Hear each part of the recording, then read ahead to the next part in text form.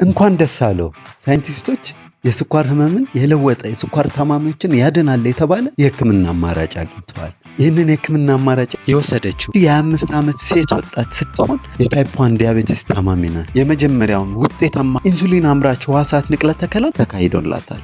ከተደረገላት ንቅለ ተከላ በኋላ 3 ወር ባልሞላ ጊዜ ውስጥ ኢንሱሊን ፈጽሞ አላስፈለጋት። ሌሎችም የስኳር መድኃኒቶች ሳያስፈልጓት የስኳር መጠኗን እንደ ጤናማ ሰው ሊሆን ችሏል። ይህም ደግሞ እጅጉን አመርቂ ውጤት ነው። ከዚህ በፊት ንቅለ ተከላ ህክምናዎች ለስኳር ታካሚዎች ይደረግ ነበር። በፈረንጆች በ1960ዎቹ የቆሽት ንቅለ ተከላ ለብቻው እንዲሁም ከኩላሊት ጋር ተደርጎ ለተለያዩ ታካሚዎች ይደረግ ነበር። ታዲያ ይህን የተቀበሉ ታካሚዎች የሌላ ሰው አካል ስለተቀበሉ ሰውነታቸው የተቀበሉትን አካል እንዳይቃወም የበሽታ የመከላከያ ሲስተማቸውን የሚያዳክም መድኃኒት ህይወታቸውን ሙሉ እንዲወስዱ ይገደዱ ነበር። እንዲሁም ሆኖ የስኳር መቆጣጠሪያ መድኃኒቶች እንዲሁም ኢንሱሊን ያስፈልጋቸው ነበር። ከዚህም ባሻገር ኢንሱሊን አምራች ህዋሳት ንቅለ ተከላ መካሄድ ተጀምሮ ነበር። ታካሚዎች በተመሳሳይ ሁኔታ የሰውነትን የመከላከያ አቅም የሚያዳክም መድኃኒት መውሰድ ይኖርባቸው ነበር። ይህ ግን ለስኳር ታማሚዎች ከፍተኛ ዳፋ ወይም ኮምፕሊኬሽን አለው።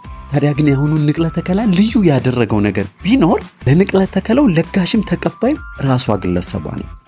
ስቴም ሴል ትራንስፕላንት ወይም ደግሞ የራስን ቅድመ ህዋስ ወስዶ ወደ ኢንሱሊን አምራች ህዋሳት ቀይሮ መልሶ ለታካሚ መስጠትን ያካትታል።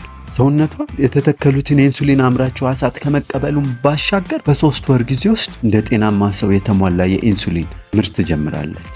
በዚህም የስኳር ደረጃዋ ጤናማ ምንም መድኃኒት ያላስፈልጋት ልትሆን ችላለች። ይህ ህክምና በሻንጋይ በ59 ዓመት የታይፕ 2 ዲያቤቲስ ታማሚ በሆነ ግለሰብ ላይ ተካሂዶ ተመሳሳይ አመርቂ ውጤትን አምጥቷል። የዚህን ህክምና ተግባራዊነት እያጠና ያለው VX880 የተባለው ክሊኒካል ትራያልም እጅጉን አመርቂ ውጤት እያሳያል። ምናልባት ስኳር የሚፈወስ ህመም የሚሆንበት ጊዜ ሩቅ ላይሆን ይችላል። እርሶ ግን እስከዛ የሐኪሙን ምክር እያዳመጡ አበላሎትን እያስተካከሉ መድኃኒቱን በስርዓት እየወሰዱ ቢጠብቁ መልካም ነው። ይህንን መረጃ ከወደዱት መልካም ነው ብለው ካሰቡ ላይክ፣ ሼር፣ ሰብስክራይብ ማድረግ እንዳይረሱ።